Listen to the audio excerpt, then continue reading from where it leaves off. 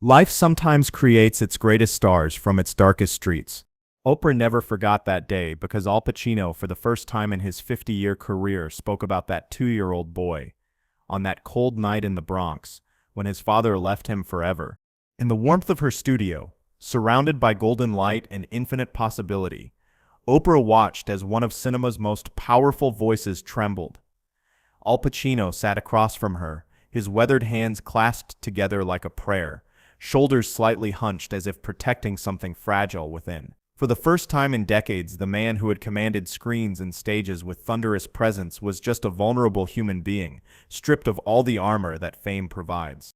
"Tell me about that little boy," Oprah said gently, her voice carrying the weight of understanding that only comes from healing one's own wounds. She had learned over decades of conversations that the most profound truths often lived in the spaces between words, in the tremor of a voice, in the way someone's shoulders carried invisible burdens. Al's eyes grew distant, traveling back through 8 decades of memory to a cramped apartment in the South Bronx, where dreams seemed as foreign as food on some nights. The silence stretched between them. But it wasn't uncomfortable. It was sacred, the kind of quiet that honors the magnitude of what's about to be shared. "I was 2 when he left," he began, his voice barely above a whisper. "Salvatore. My father. One day he was there, the next, silence." The studio fell into that sacred quiet that happens when truth breaks through pretense. Even the camera operators seemed to hold their breath, sensing they were witnessing something profound. But what Al revealed next would change everything anyone thought they knew about the making of a legend. His mother, Rose, was barely 19 when she found herself alone with 2 young children in a neighborhood where survival was a daily negotiation. The Bronx in the 1940s was unforgiving to single mothers, especially Italian-American women who were expected to have husbands, expected to have help that simply wasn't there. She was just a kid herself, Al reflected, his voice gaining strength as he spoke about the woman who became his universe. But she had this fierce love. It was like armor around us. She would work double shifts at the restaurant, come home exhausted, but still find energy to read to us, to tell us stories about who we could become. He paused, his eyes misting with the memory of a woman who refused to let poverty define their possibilities. Oprah leaned forward, recognizing something familiar in his story. "How did that abandonment shape the man you became?" Alice was quiet for a long moment, his fingers tracing patterns on the armrest of his chair. When he spoke, it was with the precision of someone who had spent years examining his own heart. I think I've been trying to prove I was worth staying for ever since."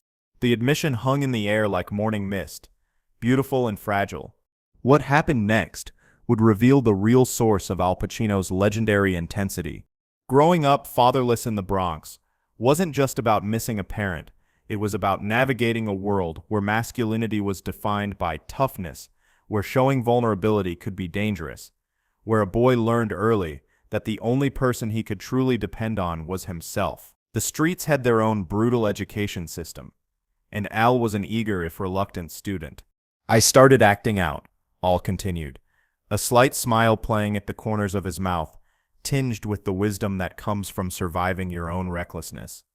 "Not the kind of acting that would make me famous, but the kind that nearly got me killed. Street corners, fights, running with kids who thought they had nothing to lose. I was angry at the world, angry at my father, angry at God, and I didn't even know it." He paused, his fingers unconsciously tracing a small scar near his left temple, a remnant from those dangerous days. Oprah nodded, understanding the universal language of pain transformed into protection. "When did you discover that acting, real acting, could be your salvation?" Al's eyes lit up for the first time that afternoon, and suddenly the decades seemed to fall away, revealing the wonder of that teenage boy who stumbled into his destiny. "I was 14, wandering around Manhattan, probably looking for trouble, when I saw this sign, Herbert Berghoff's studio. The paint was peeling, the building looked tired, but something about it called to me.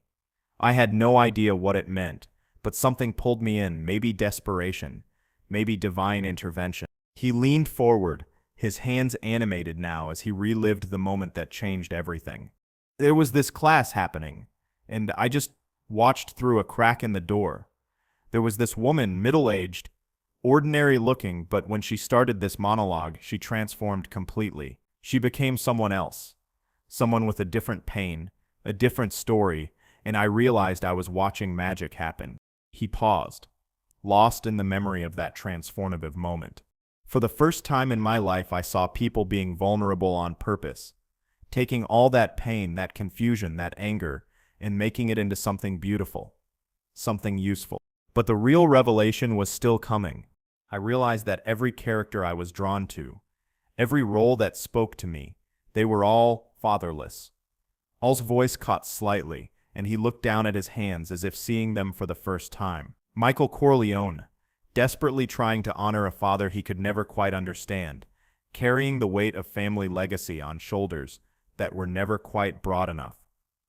Serpico, fighting a system that had abandoned its own principles, believing in justice when justice had never protected him. Even Scarface, Tony Montana was searching for a family that would never leave him, building an empire to fill a father-shaped void.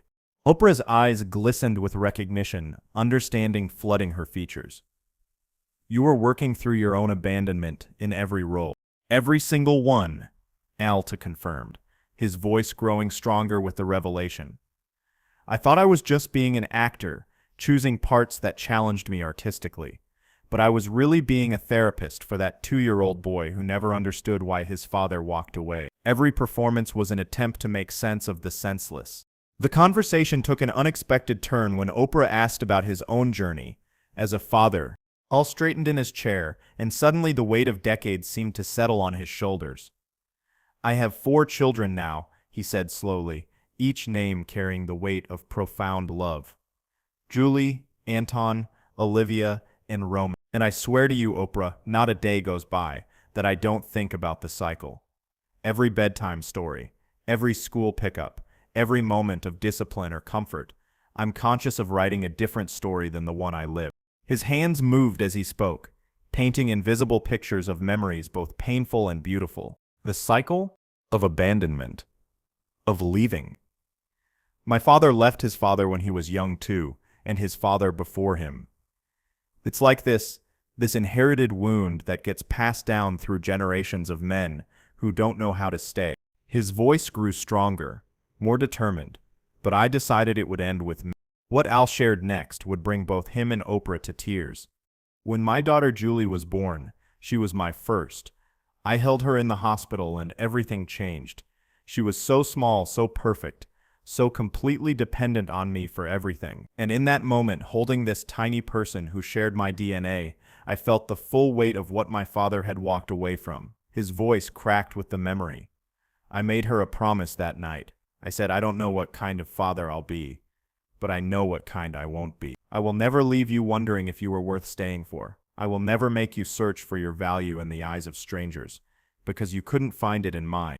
Oprah reached across and touched his hand gently. And have you kept that promise? Al's voice broke completely then. I've tried. God knows I've tried. But how do you father children when you never learned what that looks like? How do you teach someone to ride a bike when no one ever ran alongside you? How do you show up consistently when your own template for masculinity is absence? The raw honesty of his words created a moment of such vulnerability that everyone in the studio felt the sacred nature of what was being shared.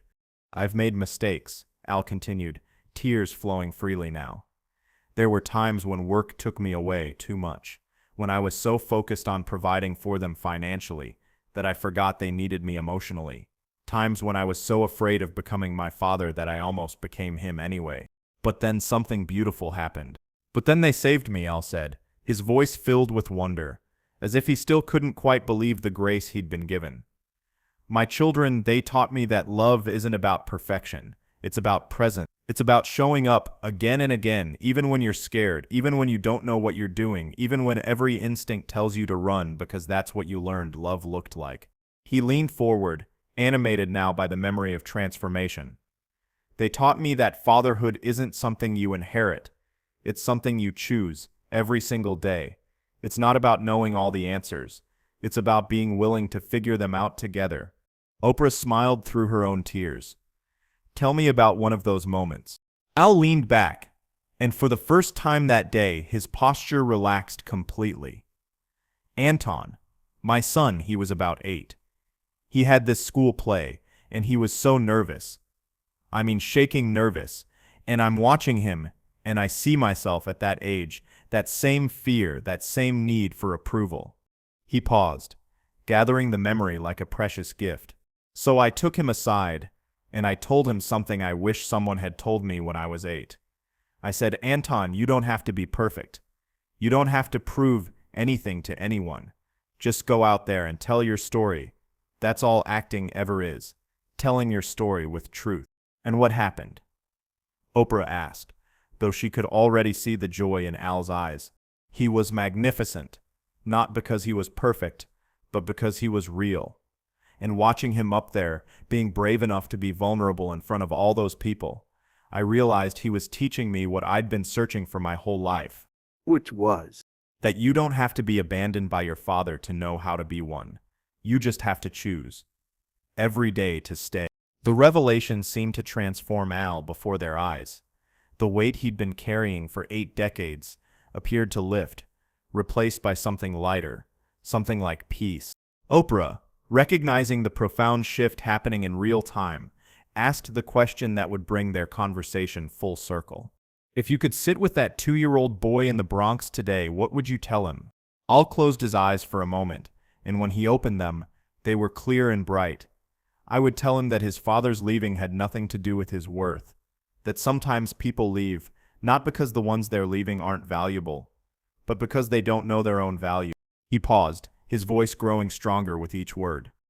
I would tell him that he's going to spend most of his life trying to fill that father-shaped hole, but that the real healing will come when he learns to be the father he needed. I would tell him that every character he plays, every story he tells, every moment of truth he creates on screen will be his way of saying to the world, I may have been left, but I will not leave.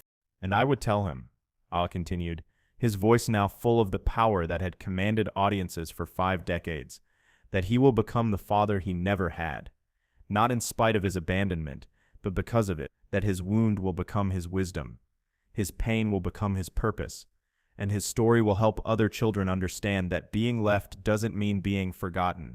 As their conversation drew to a close, Oprah asked one final question. What do you want your children to remember about you? Al smiled, and in that smile was the peace of a man who had finally come home to himself. I want them to remember that their father stayed, that when the world was uncertain and scary, when they needed someone to believe in them, I was there. I want them to never have to wonder if they were worth staying for, because they'll know in their bones that they were. He looked directly into the camera then, speaking to every abandoned child, every wounded adult, every person who had ever wondered if they were worth loving. And I want everyone watching to know that it's never too late to break the cycle. It's never too late to choose staying over leaving, presence over absence, love over fear. The little boy in me who was left behind finally understands that the greatest role he ever played wasn't on any screen. It was the role of a father who stayed.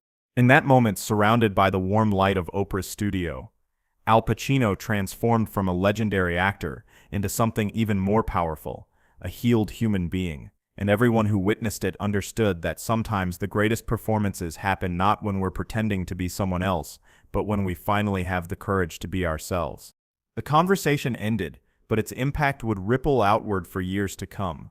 Fathers who watched would call their children, adult children would forgive their absent parents. And somewhere in the Bronx, in apartments just like the one where a 2-year-old boy once waited for a father who would never return, other children would grow up knowing that abandonment is not the end of their story, it's just the beginning of their choice to love differently. In that studio, surrounded by cameras and lights and the machinery of entertainment, something more profound than television had occurred. A wounded child had spoken to other wounded children across the decades, and in that conversation, healing had happened, not just for Al Pacino, but for everyone who had ever felt the particular ache of a parent-shaped absence in their life. Because sometimes the greatest gift we can give the world is not our talent or our success, but our willingness to transform our deepest wounds into wisdom, our greatest pain into purpose, and our most profound losses into love that never leaves.